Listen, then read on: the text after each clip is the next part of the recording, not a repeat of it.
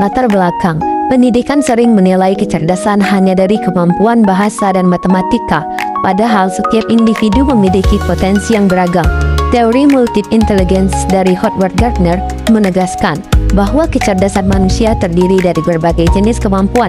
Pemahaman ini penting agar pembelajaran dapat disusun lebih variatif dan sesuai dengan karakteristik setiap peserta didik. Teori multiple intelligence dikemukakan oleh Howard Gardner 1983. Gardner menyatakan bahwa kecerdasan bukanlah satu kemampuan umum seperti yang diukur lewat IQ, tetapi terdiri dari berbagai jenis kecerdasan yang relatif mandiri.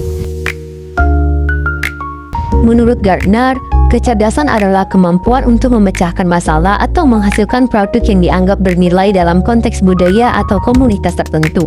Teori ini menyatakan bahwa setiap individu memiliki potensi dalam berbagai jenis kecerdasan, tidak hanya satu, dan potensi ini dapat dikembangkan melalui pendidikan. Selanjutnya, adapun penjelasan 8 gaya belajar atau kecerdasan menurut Howard Gardner. Yang pertama, yaitu ada kecerdasan linguistik. Kecerdasan linguistik adalah kemampuan seseorang dalam menggunakan bahasa, baik secara lisan maupun tulisan. Individu dengan kecerdasan ini biasanya mudah memahami teks, pandai bercerita, menyukai membaca, dan mampu mengungkapkan gagasan dengan jelas lewat kata-kata. Cara belajar mereka sangat dipengaruhi oleh kegiatan yang melibatkan bahasa, seperti membaca, menulis, diskusi, ataupun mendengar penjelasan.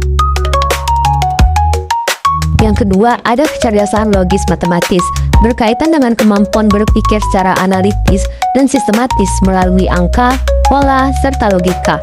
Mereka yang memiliki kecerdasan ini cenderung senang memecahkan masalah, membuat perhitungan, menguji hipotesis, dan memahami konsep secara rasional. Proses belajar mereka efektif ketika melibatkan aktivitas yang menuntut penalaran, eksperimen, ataupun analisis data. Yang ketiga, ada kecerdasan visual spasial. Kecerdasan visual spasial yaitu menggambarkan kemampuan untuk memahami dunia melalui menggambar, bentuk, warna, serta ruang. Seseorang yang unggul di bidang ini biasanya memiliki imajinasi visual yang kuat, mudah membaca grafik ataupun peta, dan cepat menangkap informasi yang disajikan secara visual. Mereka belajar paling baik melalui diagram, video, gambar, sketsa, ataupun mind mapping.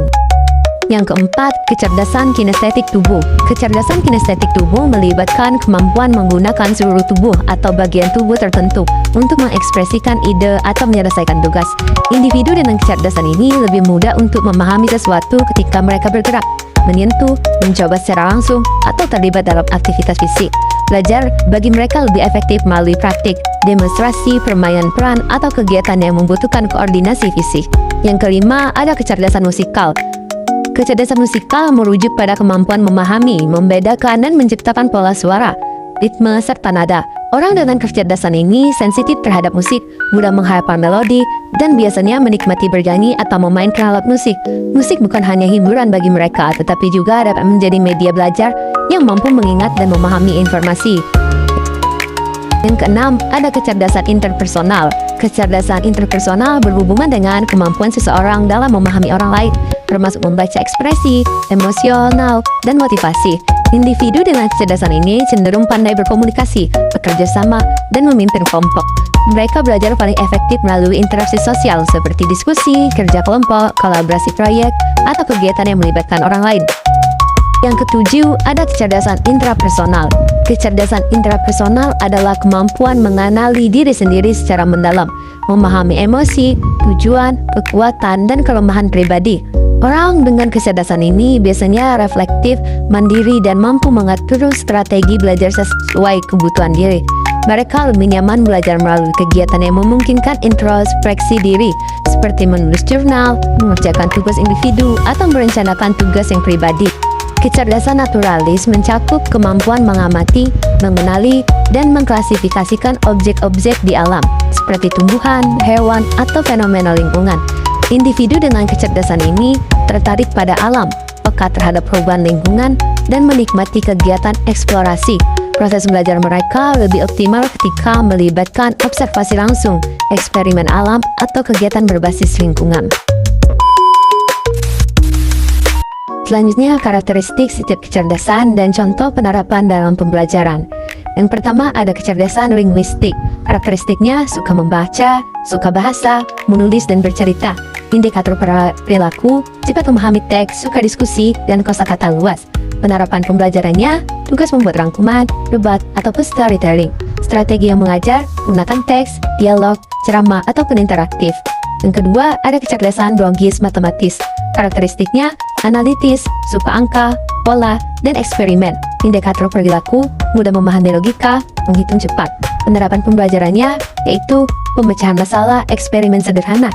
Strategi mengajar yaitu inquiry, problem, yaitu based learning. Yang ketiga, kecerdasan visual, yaitu berpikir dengan gambar, peka, bentuk, dengan warna. Indikator perilaku, suka menggambar, membentuk diagram, ataupun membaca peta. Penerapan pembelajaran yaitu mind mapping atau infografis. Strategi mengajar gunakan visual, model, ataupun diagram.